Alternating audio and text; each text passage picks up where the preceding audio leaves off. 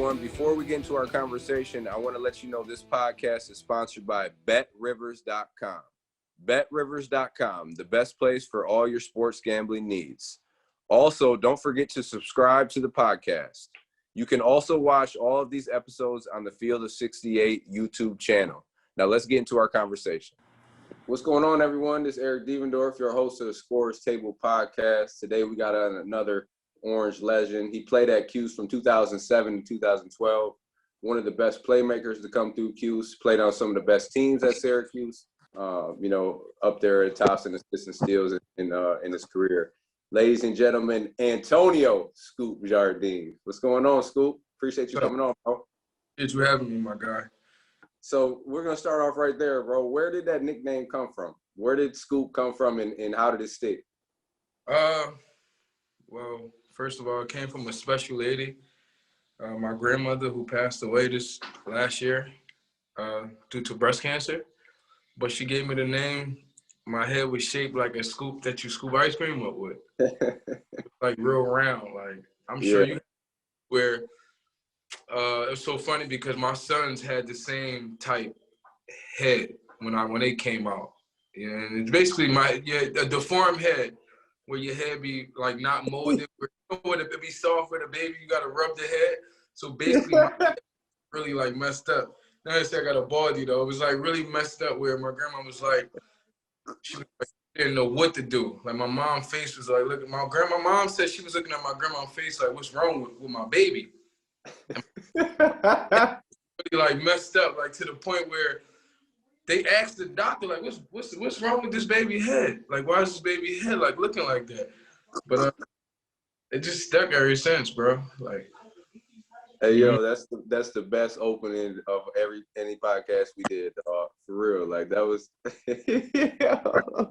bro, like, people think it come from basketball though. It's like crazy, but no, it just came from a deformed head. Yeah, the ice cream scoop head. That's it. Yeah, for real. That's the best. So tell me about growing up in Philly, bro. When did you first become introduced to ball, and who, or I guess what influenced you to play? As far as I can remember, I've been playing basketball forever. Like everybody I know, like, yo, I never seen you not with a basketball in your hands. You know, I come from a project in South Philadelphia, one of the only projects that's still available right now in the city of Philadelphia, and honestly, like everybody I know in my neighborhood, they always say, like, I always grew up with a basketball in my hand. So I think it came from the foundation of everybody in my household. Of course, I know as you met my father, he loves the game. My stepfather loves the game. All my uncles, everybody loved the game. So I feel like I was that kid that, you know, the ball was in my crib, and I kind of just kept it going. Like, I don't remember not having the ball in my hand. So I think it was just something that was, you know, brought up in the foundation that was around me, and I kept it going. Yeah, so talk about, you know, growing up playing, getting better, because Philly's competition is high level. It's a lot of hoopers out there. And then obviously you went to Newman-Goretti, one of the best high schools, not only in Philly, but in the country. So talk to me about, you know, growing up, middle school, getting into Newman-Goretti and that competition and competing against guys in Philly. What was that like for you? Because I think for real, you growing up in that type of environment, you already a step ahead. You know what I'm saying? Because that competition, you compete. You know what I mean? Right. Man, I think Newman saved my life, you know, playing. I don't think if I would have went to any other high school but Newman, I know I wouldn't have made it to Syracuse University for sure. But Newman was one of them schools that, you know, everybody know about that school in my city. So just to get an invite to go to Newman was like pretty big. I was actually in 7th grade when they came and started recruiting me. And I was trying to be slick and go to high school early. Like, I actually took my mom to take it on a visit. My mom, like, the whole time we going on a visit to this high school, my mom looking at them like, they don't know my son only in 7th grade. I'm trying to get to high school early because what people don't know is I was left back because I didn't go to school. Like, I didn't go to summer school my whole 7th grade year, so I had to repeat 7th grade. Yeah. But I'm trying to click and get to go to 8th grade and even get to go to high school, like, quick.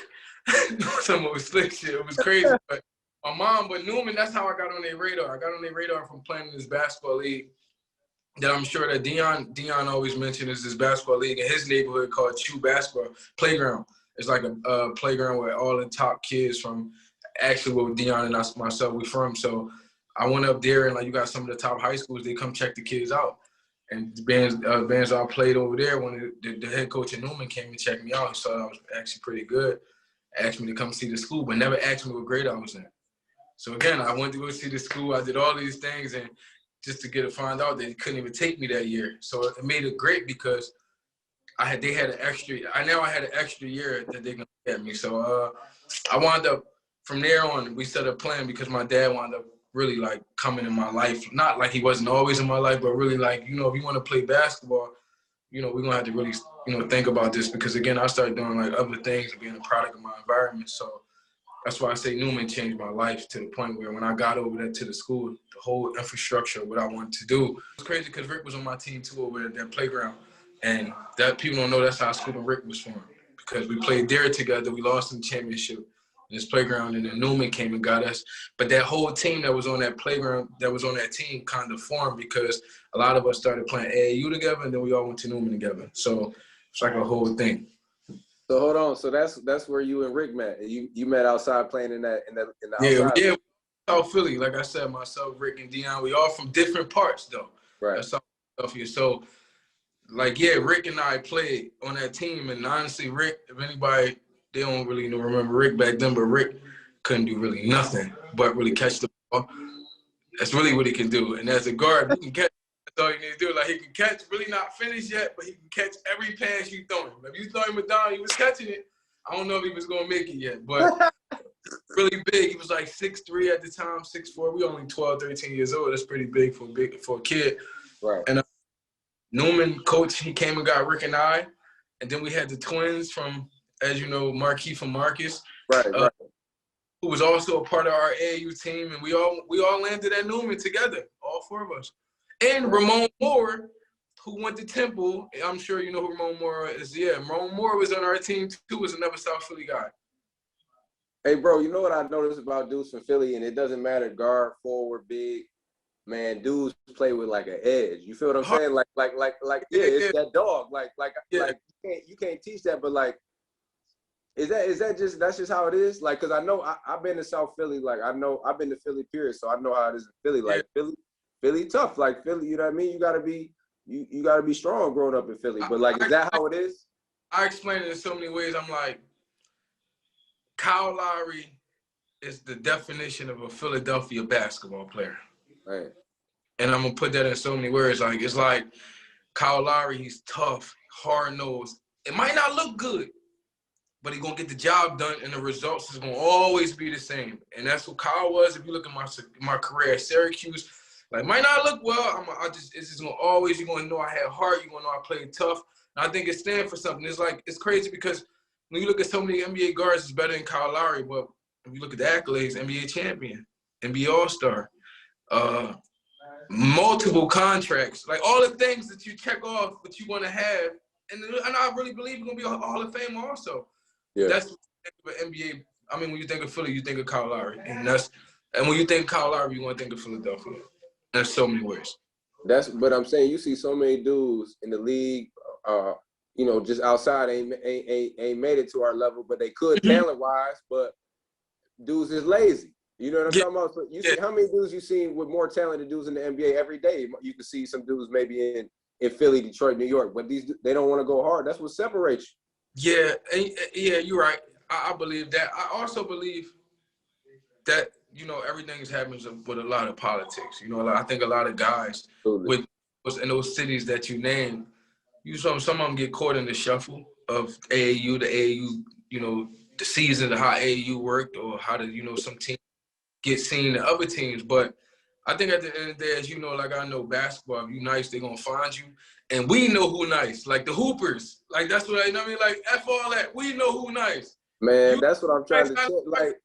Like, man, like for somebody like yourself, E, I'm always giving you flowers because, like, and you still doing it to this day with the TBT and you're doing that in your sleep. But, man, you know where I'm going at. Like, it's like, we know who's nice. The players know who's nice, and that's a fact. Like hoopers know. Like when it come down to it, I don't care if you're in the league. yeah. I'm busting your ass, like flat out. Like that's how we going. Like and hoopers know that. Like, but they gotta respect that, regardless of if you're in the league or not, right? Yeah. Well, the league guys actually really know. If you really play with a lot of the league guys, they got that understanding already of understanding that it doesn't matter on the day you're gonna be able to. Somebody gonna get you. You know what I mean? I always told people that. If you get me one day, I don't care about that. I used to say that with you. I give you an example. Like when I first got to college, I'll be like, this level was on another level. No lie. Like I played against a lot of guys. I'm talking about the D Roses. I was class of 07. I always argue with people. We had one of the top classes. That's the Derrick Rose, OJ Mayo, Mike Beasley class. You know. So I always say that class. I ran up against the top of the top.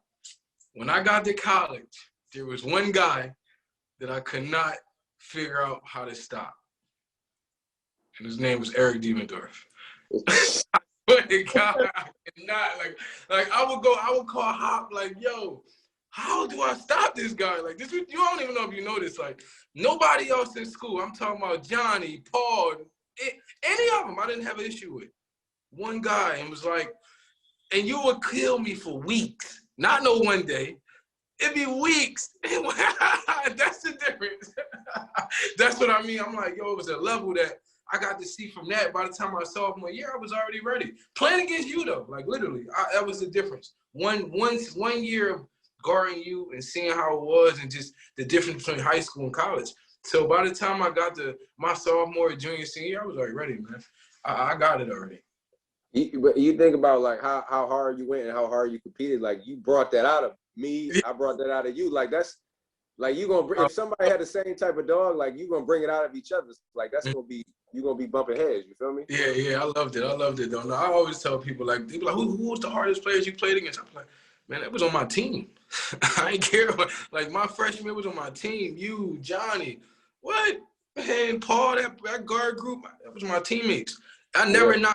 And when Andy Rollins, then I even go with my later years with Brandon Trish, Dion, Michael Carter Williams, like, and never not was guards. You feel me? Like that was like for me. That's why I always got better. You know, I always inside my house. It was always good guards that got me better. Let me tell you guys a little bit about our partners over at Bet Rivers Sportsbook. If you haven't signed up with Bet Rivers yet, now's the time. Bet Rivers Sportsbook is offering a $250 match bonus for your first deposit. But what sets them apart is that they require just one play through to turn your bonus into cash money. When you win at Bet Rivers Sportsbook, they pay fast. And now it's even faster with Rush Pay instant approval for withdrawals. It's safe, it's secure, it's reliable. With March Madness right around the corner, there's never been a better time to give Bet Rivers Sportsbook a try. Go to betrivers.com today or download the Bet Rivers iOS app. Must be 21 years or older. Gambling problem? Call telephone number 1-800-GAMBLER. Talk about Newman-Goretti. You know, when did, I guess, you know, you get in the spotlight to where like, all right, now you on the scene, recruiting scene, schools start coming in. And what schools was kind of hitting you up first and what really led you to the Cuse? You know what I mean? So go through some of your teams that were getting at you. And well, Villanova was kind of one of the first schools that laid eyes on me. Man, you know, I was in their backyard. Yeah. And honestly, to be truthful with you, I believe in Billy Lane, who was the assistant coach at Nova at the time, if he doesn't take the job to go, I think it was Army or he took one of these schools, a head coaching job that year. But he was a guy who was like really like great with him. He was like a Hop. Yeah, okay. You know? It was like one of those like great recruiters for Nova. He took a head coaching job just that year. So then, you know, Nova was trying to get me to commit in 8th grade. This was the same time when Tyler King committed to UCLA. Oh, the shooter. Yeah, remember he committed in 8th grade to UCLA? Left-handed dude. I actually was almost like this close to do the same with Villanova, and it was because of guy Billy Lane. And I ain't gonna lie, like Nova was the first school that ever put me and give me some love. You know, I'm a 9th grader coming from South Philly. I don't know anything about college or anything was going on. So I went to a Villanova camp and I got Mr. Attitude of that camp. That's like MVP. Yeah, you know? Right. Okay. Yeah, like Mr. Attitude. That shit was like my first ever anything. You know what I mean? And that shit was like, I still remember the feeling to this day. And Yeah. they start writing me handwritten letters. I'm talking about the handwritten letters in 8th grade. Right, not the copy Not the copy ones. I was getting handwritten letters for every month of the year for every, no lie, from Villanova. So for December, they had something different. For January, they had something. Then for February, they had something for me. Every month, and I would have big stacks of Villanova letters from the coaches, all handwritten. You know, when you get a handwritten letter at this time, that's a big deal. You feeling good? I got all those letters. All hand, you still got them, right? Man, yeah. What you mean? That's what I mean. So the handwritten letter was like, Nova was my first. No. My second, because my first handwritten letter was with a school, Albany. Okay. Yeah. And it was, we had a coach from Philly. Is my guy. He was an assistant coach there. So he was the first guy who know about me. So he was trying to still, how some coaches know when I ain't going to get this kid now. When I get to one of these big schools, I'm going to have this kid. It was one of them type of guys. You know what I mean? Yeah.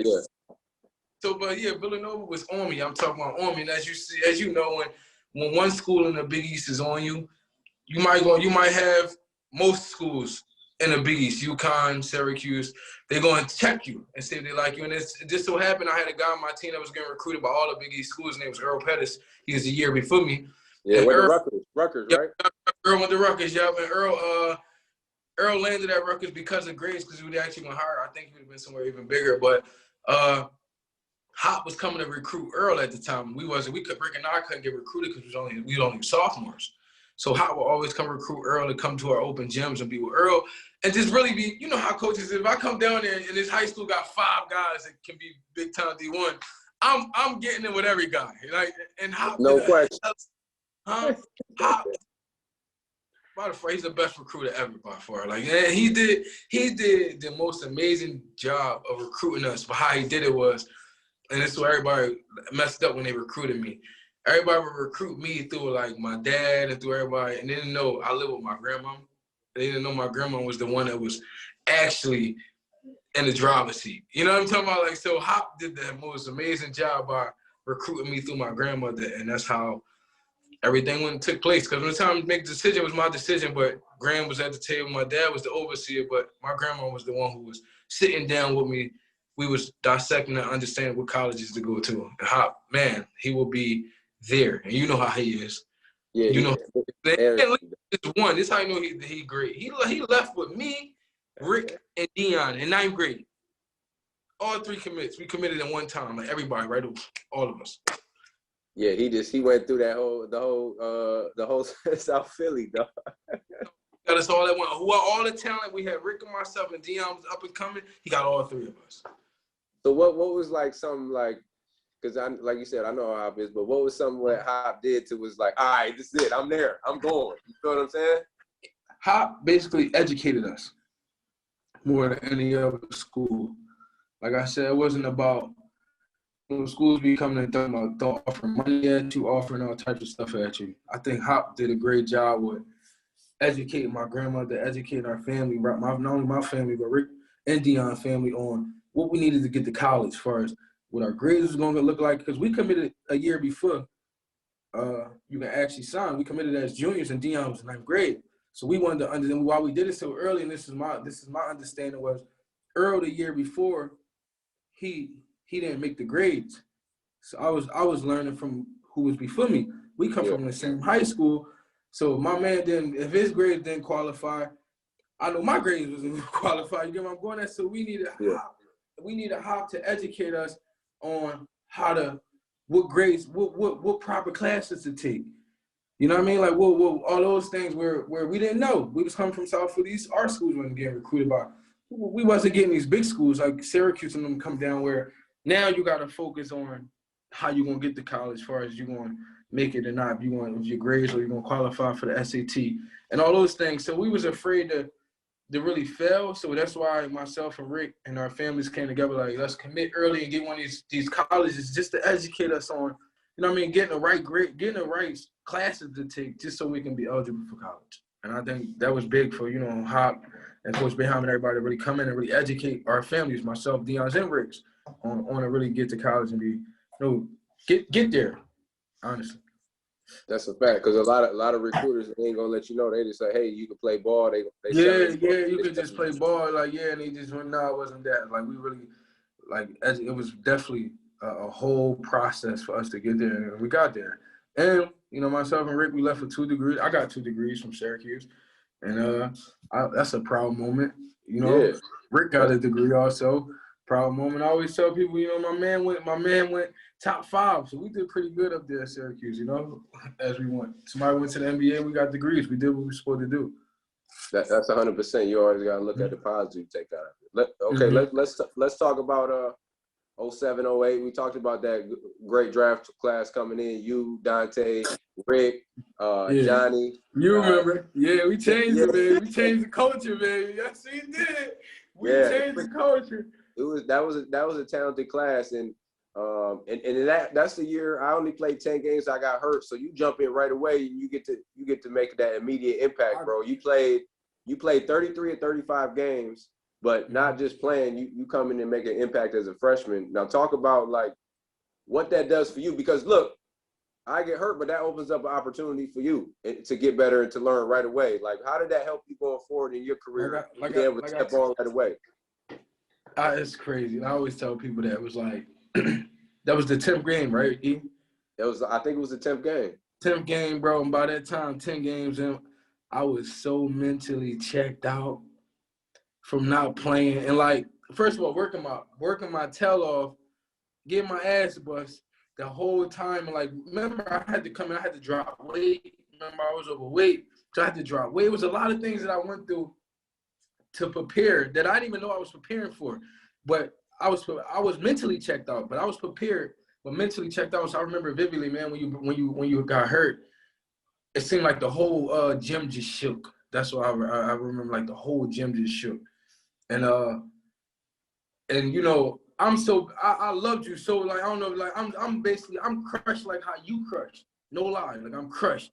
And I just remember vividly as they carrying you off, I just see Johnny looking at me, and it was crazy because not that he wasn't happy, I mean that he wasn't sad, like that you was hurt or whatever, like, cause we didn't really know how severe, you a tough guy, so nobody really knew until we got to after the game. That's when we all figured it out, right? Yeah. Remember, because like during the game we didn't really know. I just know I knew you was hurt, but not like severe. So as they carrying you off, I'm still fucked up for you. Literally, I'm not even thinking about is he gonna put me in or anything. This is how crushed and like hurt I was for you. And I just remember Johnny yelling at me, and it was like everything was quiet for me. When I looked at Johnny, he was like, "Yeah, nigga, I hope you ready." Like he trying to like hype me up, like you know how Flynn is, Nigga Flynn, like you better be ready, nigga. That you waited this shit time now. I'm looking at Flynn, but it's like everything is happening so fast for me, like literally, because I'm sad for you, and then Johnny like yelling at me like, nigga, then you wanted this shit, right? You wanted, so like, and then shit just happened like this. Like now I gotta get in the game, but it was so crazy because I was prepared. Literally, I was prepared. It was actually when I started playing. Now I had to play. That was the most comfortable basketball I actually played. And we was freshmen, we was young, and then it was like it didn't matter really. We had a lot of room for error because if you look at that season, we played with like 8 players at one point. Yeah, right. That was a very it woke everybody up because I think that was the best season for us and for Syracuse basketball going forward because we did go through a lot that season as a team. We all had to stick together with so much stuff that happened that year. That year with yourself, Andy Rollins, then the off the court incidents with myself, Johnny, Rick, everything that year was so crazy, but I think it brought our team together more than anything. So like I said, that year I played the one. A lot. Johnny was the shooting guard. Johnny became you. It was like I became into my natural role. So people understand. It's like, damn, how you became a quarterback. I was like my freshman year with Johnny and Ian. I became that guy. I know who wanted to score. I just wanted to play and help. And everybody played their role. And I had some really good games my freshman year. Yeah, absolutely. And then until I got suspended. Yeah, until I got suspended, but I had some really good games. That's how I grew up fast. So when I set out the next year, the year you came back, well, people don't understand, that was also a strategic move for myself too, because if people understand, I knew. I was smart enough to understand of seeing you coming back, Andy coming back, Not that I wasn't ready to play, but Boeheim only played 7 players. Right. You understand what I'm saying? Like, and it's just what it is. Look, and it's just what it is. And this is where Coach Hopkins is another smart guy. That year, I formed a stretch fracture in my joint. Remember that year I formed it? It was either I can leave and transfer and go somewhere else and play really right away and play, which I actually was trying to do. But again, Hop is a genius.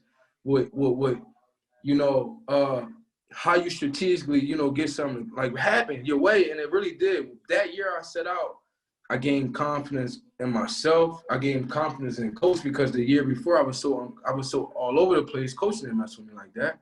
So it was like the year y'all was coming back, I knew I wasn't going to play. You feel what I'm going at? Like, so I really set out that year and I really got to get better.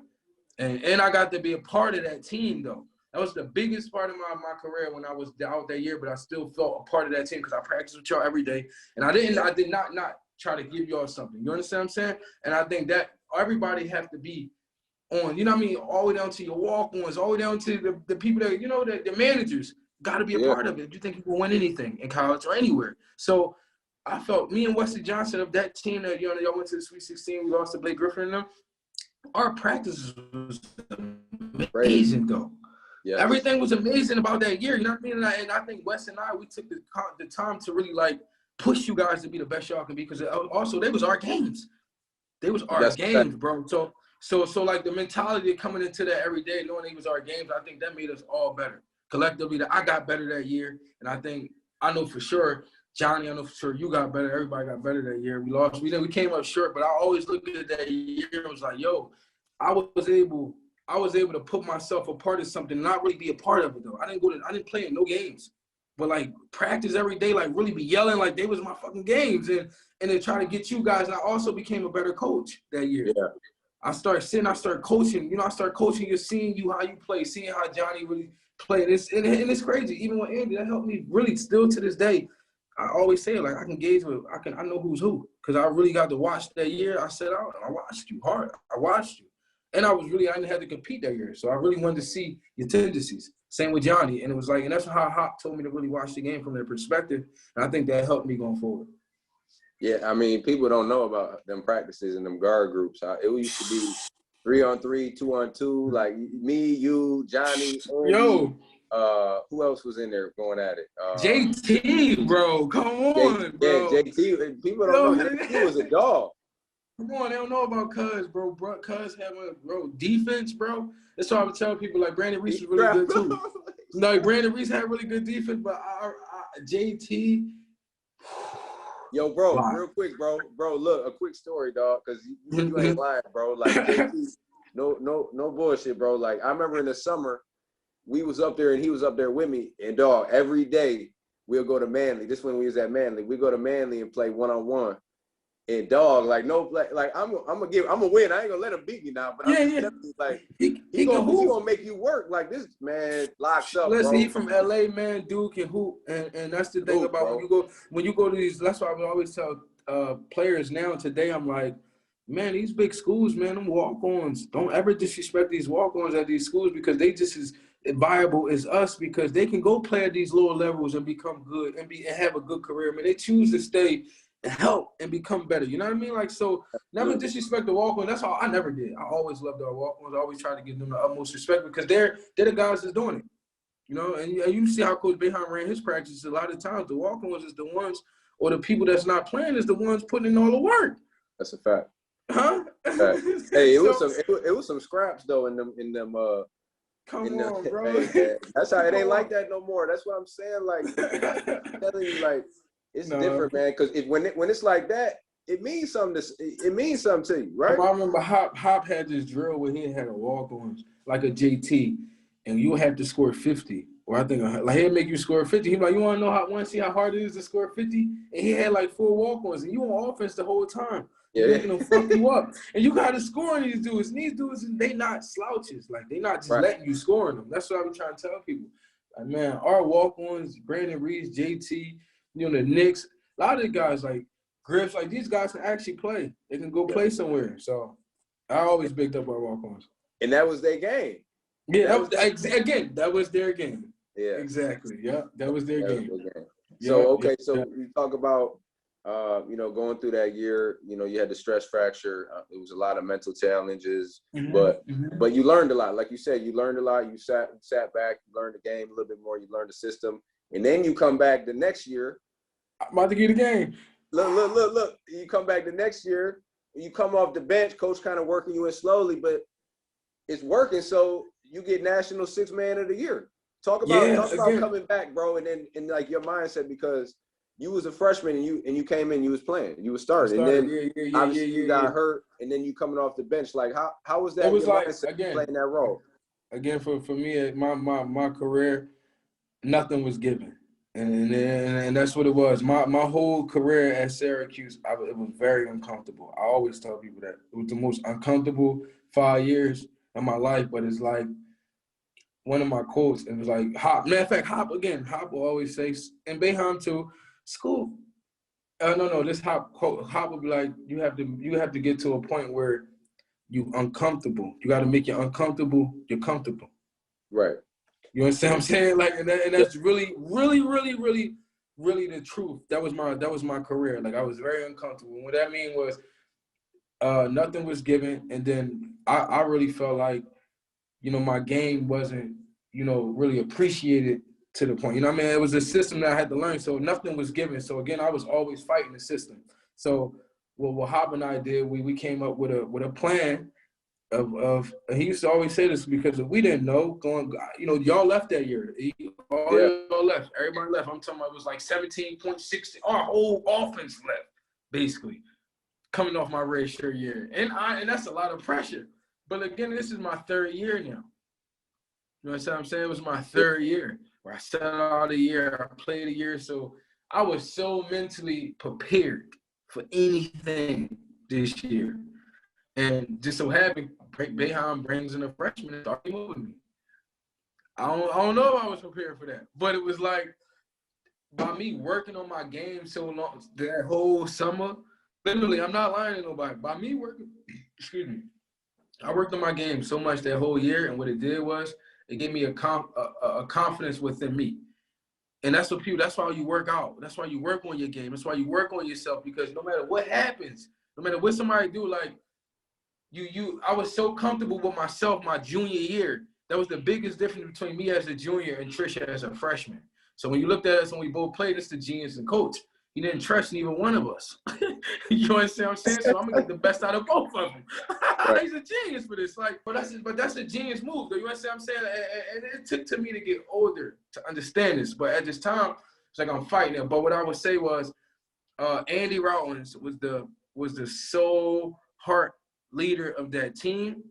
And by Andy working his ass off, like how he was working, I'm a selfless person. I did not want to fuck up Andy AO senior season. I did not want to do it. I did not. I'm telling you, I like, and West had another year, but I did not want to, how hard those guys worked to be like, to take them. When y'all left, they took the leadership role like, you know what I mean? And I ain't gonna lie, I watched it because the culture was it changed.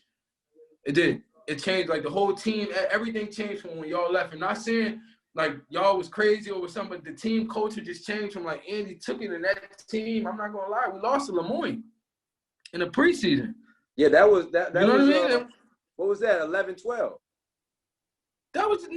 We lost to Moyne. Andy Rollins, that was right after y'all left. That was the third game. They was like, oh, these they might not be good. They might need West. They might need E and them to come back. Like it was like one of them Melo called, bro. Melo called, nigga. Melo called like, yo, the next day, like, what the fuck is y'all doing up there? On that type time, y'all lost. Why y'all lost to a D3 school? Like, it was like that. So, and I really feel like I was so, and no, I ain't gonna hold you. I felt a part of that loss because I was fighting Boeheim the whole game. Like, I was so mad at Boeheim that he started Trish. I was so upset with everybody. I was so like, Stan, you know how you can be. You know how a selfish player can be. You know what I mean? Not saying that lost us the game because we still had to go out there. We still beat those guys, but you know how you can be. You know how somebody can be and selfish that. And I was that. That was the first time in my life that I did that. I felt like I did that, and I felt like we lost because of that. And from that day on, from the next day on, I changed my whole attitude towards how I was going to approach that season, and that helped us. I love my role. once you love your role, you play your role to your best of your ability, I felt like it's starting. Like, once I got in, I ain't get out. That's a fact. And that's how I went, man. And that was the best year of my fucking my college career, I feel like, because literally, man, once I got in that game, I ain't come out.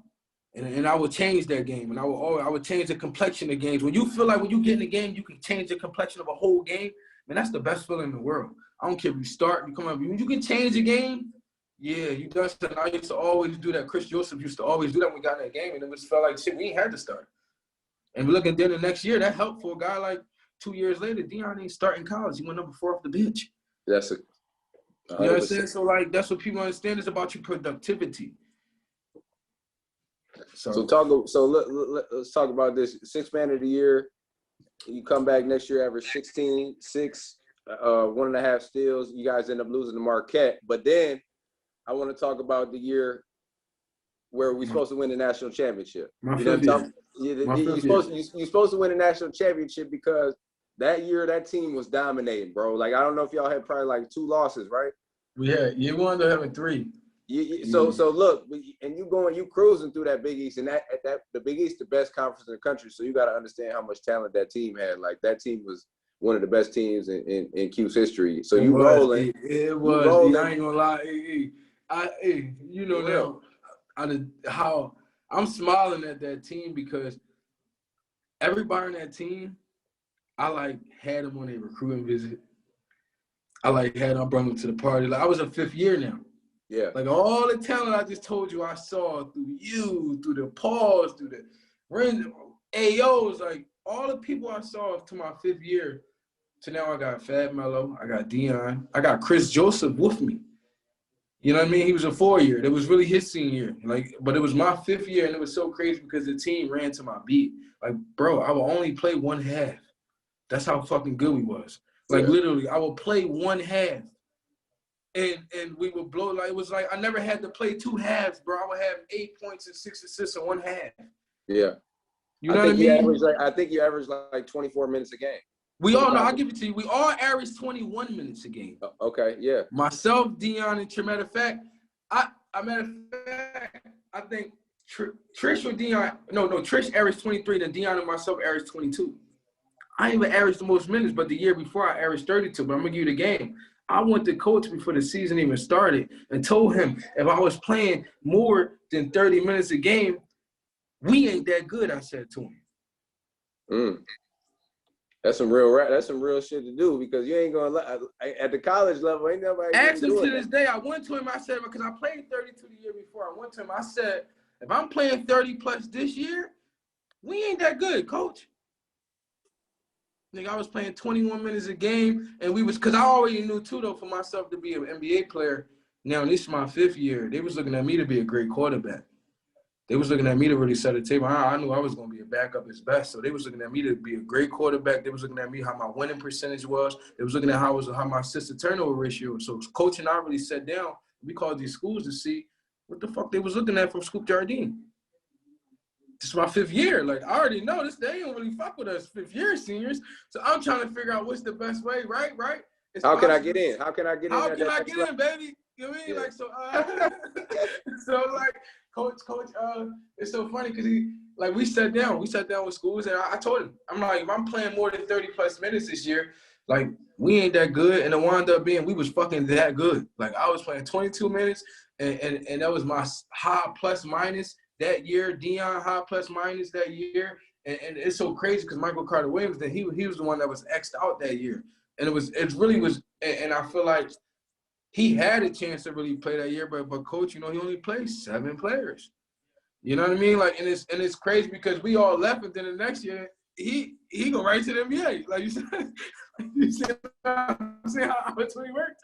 Like, and it's crazy, but my senior year was so good. Like, it was crazy. It was. So AO gets hurt in the Big East tournament. He goes down. And I mean, he was the anchor. He was that anchor in the middle. And you know, Scoop, look, for that zone to be a motherfucker, you gotta have that anchor in that middle. He talking, he just a presence. I don't need you to average 20 and 10. I need you to be a presence, get rebounds, and run the floor. That's how coach treating the big men anyway. You know what I'm saying? Man. So like, when that happened, Like what was going through everybody's mind? You know what I'm saying? When AO got hurt? Yeah. When AO got hurt, again, I cried. I just watched that game too on YouTube. I watched it, man. That game on YouTube right now, bro. That game on YouTube to this day. When I watched it like a week ago, and I still look at it, I was crying when he got hurt. Cause again, I told you that year we sacrificed. I sacrificed. I wanted that more for them than I feel like they wanted it. You know, I think everybody, like, you know, your seniors, when everybody wanted for your seniors like that, you got yourself a good ass team. You know what I mean? And I think that's what that team was. If they rooting for the seniors, your underclassmen rooting for the seniors like how we was rooting for our seniors, I said that was a good ass basketball team. And when AO got hurt, that's what happened, man. It was the same when you got hurt, man. I was devastated. And not to the point, like, you know our mentality though. It's next man up. Yeah. It's next man up mentality, bottom line. Like, and I think that's the same way Johnny was looking at me. I'm looking at Deshaunte Rowley, and I'm like, yo, you ready? You ready to get the fuck in the game? Like, and that's just the mentality. We ain't thinking like that. Gotta be. Huh? Like, and again, and I always tell guys, like, it was times where I don't get to this extreme, but I used to be wanting you to fuck up, eh? I wanted to get a game. If I'm not playing, I'm not a competitor. so it's just really your reality. So you got hurt. I didn't want that. Now nobody want nobody to get hurt, but you want the guy in front of you to fuck up. Just what it is. You're not. In so many words, that's 100%. Yeah, and if you're not looking at it like that, the coach going to say you're not a competitor. He don't want you on his level. You know, like I just saw all the love I had for y'all, but I still want to play too. So like that's what I mean. Like you gotta have that next man up mentality. You gotta be working on yourself on your game. So if anything happens, it's the same. I apply these same rules to life. You know what I mean? Like if anything goes on that happens that I ain't prepared for, I have to keep moving. You know what I mean? I have to keep playing. I have to keep, like when I turn the ball over, I'm not going to sob about it. I'm gonna get back and try to make something happen. Because once I sob, that's you done. You know, your teammates looking at you crying, like what you crying for, what you bitching for, then it just doesn't look right. So just get back. You probably gonna come out the game for real. Oh, you definitely coming out the game.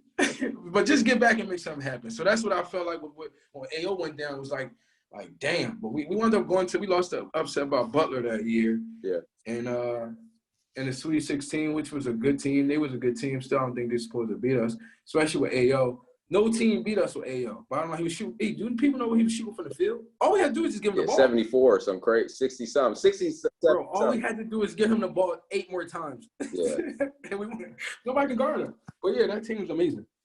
Yeah, that team was amazing, bro. And you had, for me, when I look back, like, you played on, like, some of the best teams. Like I said, like, talent-wise, like, it was some – dog. Even for me coming in, bro, like when you coming in, like our team, myself, Johnny, Paul, and then you talking about B. Trish, Michael Carter Williams, Dion, like AO, like that's all. That's what I was about to say. Like, through my 5 years at Syracuse, I always tell you, like, damn, who you played against? Everybody always acting like that. When you was in college, who was the toughest players you played against? And I always give them this answer: my team. Yeah, that's some dogs. No disrespect to the Kemba Walkers and the Corey Fisher, Scotty. No disrespect to none of those guys. But guarding you every day for a whole year is very difficult.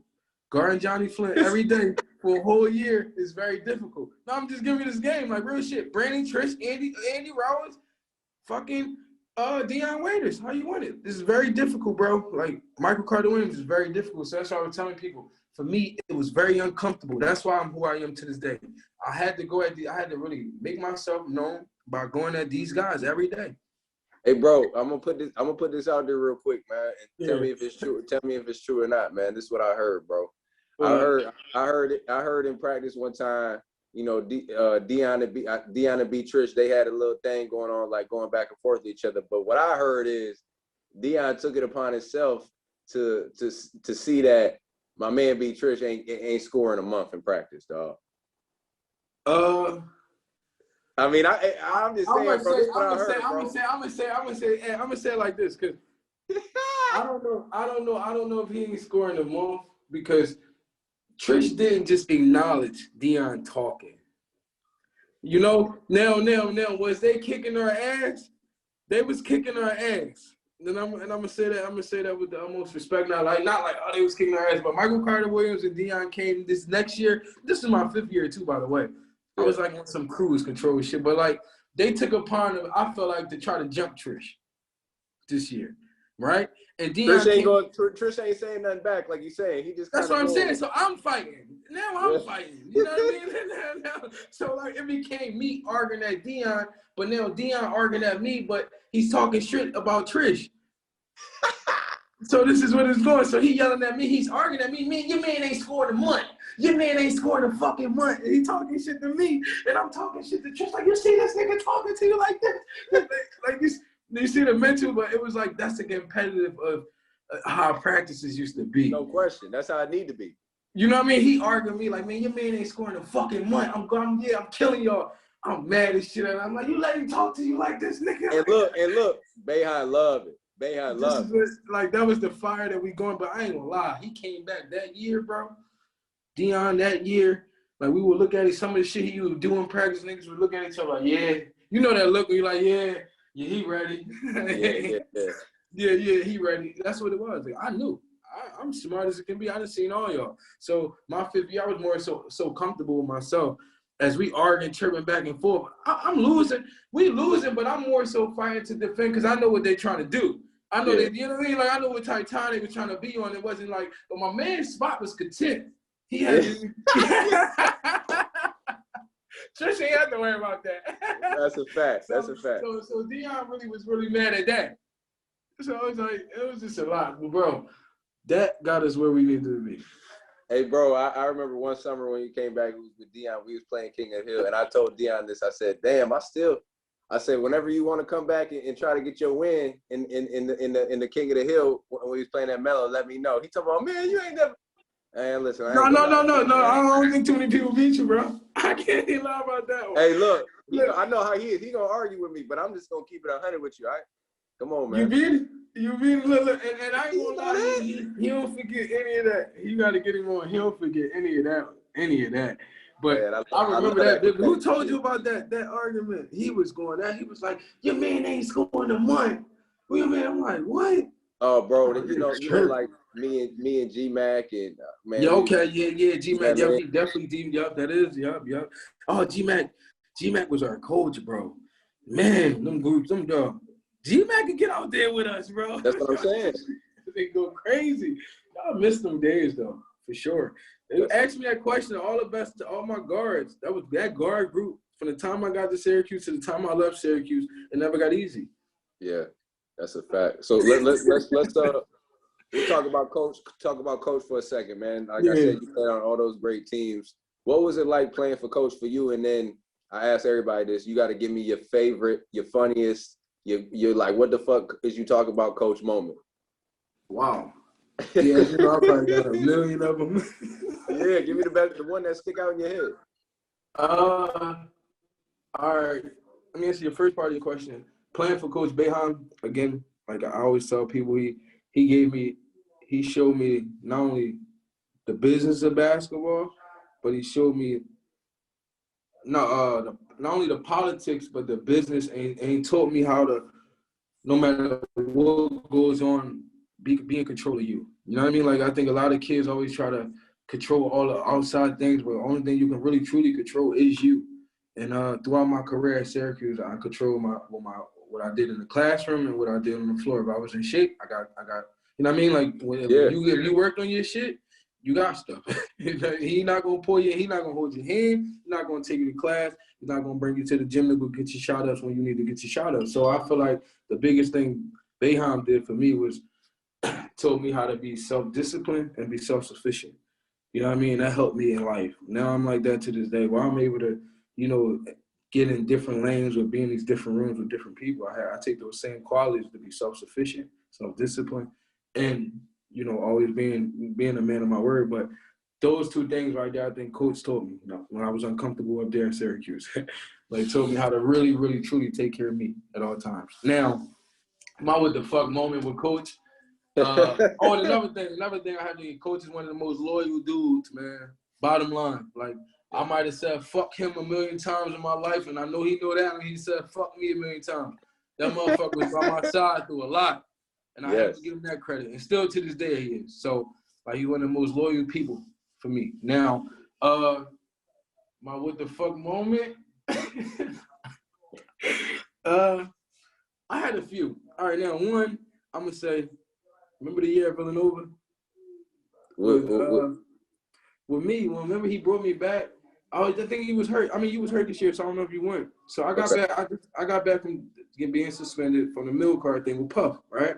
Yeah. And this so happened. Yeah. They reinstated me. The day before we was going to play Nova. You know, I'm from Philly. Now I missed 2 games. I did my 2 games. Now they reinstated me. We about to go play in Philly. So let me tell you what I do. How smart I am, right? To go, I know Coach not about to play me. I know I'm about to go to Philly and not be played, but I also know what comes with me going to Philly. You know what I'm saying? Like, so I go to the office with Coach before we even leave. I say, Coach, I know y'all reinstate me this game, but I'd rather not go if you're not going to play me. Just leave me here. You see what I'm saying? Like, just leave me here and then we come back and reinstate. If we go to Philly, I'm going to want to play. You know what I'm saying? Yeah. So, but I already know, I'm coming off a suspension. I just did a lot. You just got me, but I already get it. But we go to Philly, I'm going to want to play. He takes me to Philly. We go to Philly. We wind up playing. He winds up putting me in the game. Put me in the game for 2 minutes. And in 2 minutes, I forget who gave me the ball. They give it to me in an uncomfortable moment. I try to shoot it. Scotty Reynolds get under me, call charge. Boom. If you ask me to this day, it was an and one. They give him the charge. Boom. You know what happens. He subs me out. I don't get back in the game the entire game. This was in the first half, like right in. I'm talking about I don't touch the floor the rest of the game. I got the whole family. I got the whole Philly in the building. I don't touch the floor the whole game. We win the game. We wound up winning. I'm talking about Johnny Flynn put on a show in Philadelphia. We wound up winning the game. Before the game even over, my crazy ass runs to the back to get in the shower. You know, I don't want to give the team like I'm mad that we, you know what I mean? Like, you don't want to give off that energy. I'm a selfish teammate. You know this, by the way. I'm not like, so I don't want to give off that energy that I'm being a bad teammate. So let me go in the back. So I go get in the shower. Guess who's coming back there as I'm in the shower? He ain't even thinking about the law. He talking about where's Scoop at right now. Like he already coming back. He looking for me, bro. He starting with me because he already know what we discussed. You already know I'm mad at you. You already know what we got going on. Like, this ain't about no team shit. This me and you. But, like, you know what's up, Coach. Like, don't come in. Bro, I'm in the shower. I'm butt-ass naked. I'm in the shower. I tell him, get the fuck away from me. I say, not right now. I say to him, don't talk to me. He like, so, you know, he want to continue. Yeah. So, look, I'm like, Coach, get away from me right now. As he's still in the shower, I'm just getting mad. I'm angry. Like, get away from me, Coach. I don't want to talk. He said, what the fuck? Why don't you want to talk? Oh, you're not a team player. Oh, what you mad at? He asked me, he's just picking with me. He's picking with me. Bro, look, I just throw this. Like, I throw this soap, not at him, but, like, at the wall. Like, just the fuck away from him. I'm snapping it. I'm trying to do anything to get to this man. Hop, grab me. Like, I'm talking about the whole team grab me. I'm cussing him out. I'm spitting. I'm going crazy. I'm looking like a crazy-ass madman in his locker room. I don't know if you remember this. So it's like, after all of this, no lie, this is true story. So I make Boeheim like the best of the best, bro. Like, after all of this, I'm telling we yelling at the top of our lungs in the game. When we get in the back, as soon as it's over, he addressed the team, right?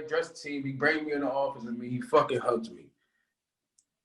You hear me? Like, he hugs me and I just breaks down. But it's all this shit I'm going through. I just had a rape case. I just had a mill card. I just had so much shit my freshman year. And that's why I said when you heard me, I say he's the most loyal person. Like, he's still by me, like, hug this shit on me.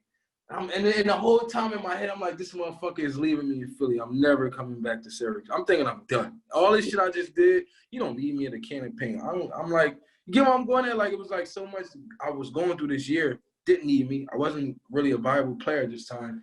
And I just tried to fight a head coach. This motherfucker hugs me, put me back on the flight, brings me back to Syracuse. And I'm telling you, this is what I mean by, like, everything for me. Like, I always, like, you know what I mean? Like, he showed me right there. If he didn't want me, could have left me, could have did anything. Hug me. That's why I said the what the fuck moment was showing me how loyal he was. Yeah. You feel me? Damn, that's real. That's real. Hey, bro, like you said, that loyalty, I got a quick story because it was the same. Because, look, I had the same type of interaction Yeah, with him, up bro. and down. Yeah, you know what I'm talking about. People, that's a lot, bro. You go through a lot. Bro, my sophomore year, we playing Wichita State. The night before, we stay in the hotel. You know how that go. Right. I get sick or something. I get sick. Man, I'm throwing up, you know what I'm saying, all type of, so I hit Brad. I had to end up going to the hospital. I had some type of, I don't know what it was with my stomach. So we playing the next day. I've been eating crackers. That's it. I mean, Right, crackers. Yeah. I'm eating saltine crackers. So I'm playing, I ain't playing the best of my ability that game. We lose to Wichita State on some bullshit, motherfucker. I think somebody missed a layup at the end. I don't know who it was, but I had like 10 points, 8 points maybe. Didn't somebody miss? I remember that game. I remember that. I was watching this game. I was in high school. I was watching this game. Yeah, exactly. So we played in the Garden the next hour. It wasn't too long, and so something happened where I don't know. So I'm not a star. He not playing me. He said you sick. You know what I'm saying? This your freshman year though. I'm like, I'm straight now. I'm not sick. You know what I'm saying? So like, I ain't play the first half. We going at halftime. We played against James on Curry. You remember James on Curry, Oklahoma State? Yep. Yeah. So we going at halftime, bro. I'm like, yo, what the fuck is going on? You ain't putting me in the. You ain't putting me in the fucking game. Like, you ain't gonna play me. You do me, man. I took the tape cutter, ripped my tape off, throw the tape off, go in the bathroom. Man, look, they called my people from the stands to come in. Like, you got to get your man. Like, you know, Coach Murph. Like, yo, Will, you got to come get your man. Like, what's going on? Like, he got to. Right. So like, we talking, end up, you know what I'm saying, whatever. I go out on the bench second half. Don't play. You know what I'm saying? I ain't getting in the game. So fast forward, we go to practice the next week. Man, I had to come in front of the team, in front of the whole team, dog. Like in practice and apologize, you know what I'm saying? And apologize. So like, and then I remember, like you said, after that, you know what I'm saying, Coach was like, fuck, are you fucking ready to go? Are you fucking ready? Like, are we done with this? Are we done with this shit? You know what I'm saying? And then boom, put me back in the starting lineup and like, you know, we back to you back cool, bro. That's what I said. Like he challenged you at all time, man. What you gotta understand, and it's his way and no way for sure. But he definitely gonna work with you. He's definitely gonna bend. And I ain't gonna lie, he will bend. But it's really his way. And once my fifth year, when we got to that point, like it was like we had to understand it. What I always knew, he always knew. We both wanted to win. You know what I mean? Bro, you said it like you 100% said it. Like he know, like he gonna deal with motherfuckers who emotional. Yeah. If he know you want to win, if he know you want to you take care of your shit, bro, he gonna fight with you. That's the thing. Like he can see right through all that bullshit. Like bottom line, like and when my freshman year, I was on some bullshit. I ain't know no better. But from when I figured it out and everything, you know what I mean? I figured it out. He gonna see right through it, and it really he puts you in position. Like I went to USA. I was at every camp. I was at everything you can think of. I was there, you know what I mean? And that's what I mean by if you do the right thing, you definitely gonna put you in a position you need to be in to succeed. That's a fact. You know, so we know how Cuse is. We know how, you know, when we having success, what the campus is like. The campus is jumping. You know what I'm saying? So what was your craziest Syracuse fan moment? Like, you know what I'm saying? When you out in public, people coming up to you. What do you remember that something was like, damn, this shit, wow. I mean, keep it. You know, you can keep it to whatever how you want to keep it. You know what I'm saying? Like, yeah, I'm gonna keep it. I'm gonna keep it pretty PG. But I think for the most part, bro, my senior year, my fifth year, we was number one for like 8 weeks straight. Yeah, like 6 to 8 weeks. I don't recall. It was like that's the longest I ever we've been number one before with AO and them. But like that number one team, like that was for 8 weeks, bro. That was a long time. And so we running around. I'm talking about we moving around escorts everywhere. I'm talking about like, bro, it's a difference when you're traveling than when you're number one. Yeah.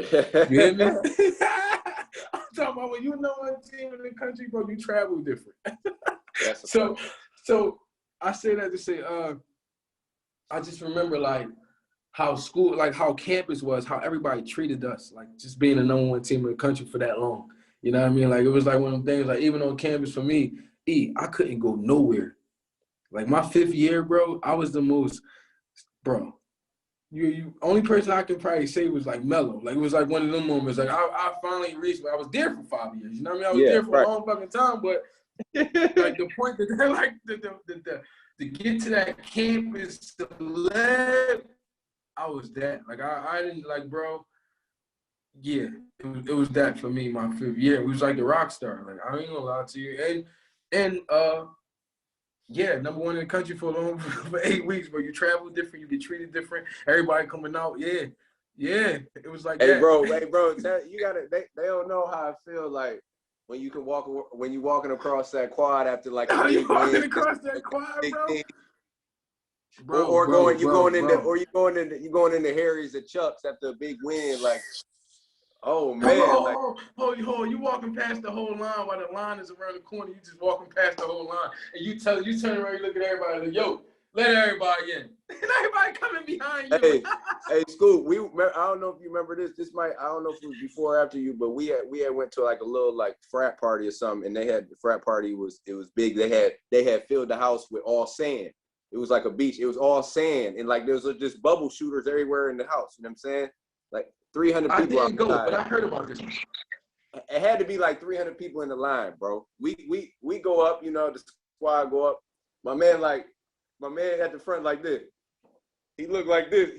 See who it is. He talking about some Devo Rollins. You guys get the fuck up here. Yo, Art, that feeling is just like the best feeling in the world. Like, yo, I tell people this. I say, like, if you want to get treated like a stupid star, go to Syracuse. Go to Syracuse, bro. It's the best. It prepares you for that NBA world. If you feel like I still treat people with that kind of, I still get treated like that too. I'm walking to New York City. You don't lie, like you still get that same love. You ain't played there how long? Man, like it's 09, bro, and it's yeah, I feel bro. I feel like I'm hooping right now. You get that love. I already know. That's what I mean. Like that's one of the things where, you go to the schools like Syracuse, these big prestigious schools where you're able to, the love is there. So, yeah, my senior year, man, we was 8 weeks number 1 in the country. We traveled different. We got to be well, and we was going through a lot too. Because if you people don't remember, that Bernie Fine stuff was going on. Oh yeah, right. All that shit was going on at the time. So, like, which was a big slap in our face. Like we wasn't even getting talked about as number 1 in the country. When they talked about us, they was talking about us about that scandal. So it was like we took that as a sign of disrespect. For one, for Bernie, but two, like we number 1 in the country because when Kentucky number 1 in the country, they talked about it. So we always felt like we was the underdogs, even being number 1 in the country. So our only where we felt that love with was in school. Like they was treating us like we was number 1 in Syracuse, baby. We always that to them. So we talk a little bit about the love, but like people don't understand because we up at Q's, I was out there. I wasn't in the bubble. I was outside. I was outside in the community, like, and the love. Me too. Yeah, I know you was. We was together, but like I know like it's the same type of love in the community. Like people don't really know. Like they look at you like you a pro basketball player. So like why? What do you think for the Q's? What makes Q so unique and special? Because that love is there, not only on the university, but off. Honestly, that's who I was talking about more so than anything. I speak, and I know you there. Syracuse is my second home, and I speak to it because my freshman year, people don't know, I was forced to live off campus. I was forced to live basically in the neighborhood where with the people, with the real people who's from Syracuse. Yeah. And when you down there, you get to see, bro, and I'm sure you can attest to it, man. There's some real people up there, and they really love the school. They love us. You know what I mean? Like and that's what I meant. Like I didn't spend Christmas and Thanksgiving in some family houses in Syracuse, man. And they treat me like I'm home in Philly. Literally, it don't feel no different. And that's what I mean by the Syracuse people are real. Not only up on the university, but in the neighborhoods, that the communities that we get into, and every year we got to go, and we got to get back. And they the best ones. I used to love going to get back to the neighborhood schools. And my degree is in child development, so I would have to go into the city schools and do my internships. Yeah. So it put me in touch. I had to touch the people. By me touching the people, they always gave me love back. And still to this day, man, I'm in touch with Syracuse because of that. Yeah, that's a fact. So last question for you, bro. What do you think about this year's team, and how do you think how can we get back to that to the stage where we was number 1 for 6 to 8 weeks in a row? What does it take? You know what I 6 to 8 mean? weeks. Well, what I think about the Syracuse team first and foremost, how fucking old I am. Buddy Boeheim is on this team, E. This is crazy to me. Oh my God. Yo, Buddy is a star player on Syracuse. Like, I knew this shit was coming, but now it's here, and I'm fucking watching it. Are you kidding me? I feel old, bro. Crazy, Like, bro. and I'm proud of that. Like, to see, like, Buddy be in practice, working on his game with Ryan. I'm talking about, I watched this shit. In my 5 years at Syracuse, watch Buddy come in and work out after us. I watch it to see him now playing. That's a proud moment. One. Now, how can we get back to being a powerhouse contender? Because I don't think our best teams, I think Boeheim showed me some of his best coaching. What it wasn't with some of our best teams. You know what I mean? He just did a hell of a job with that Michael Benedict and them team.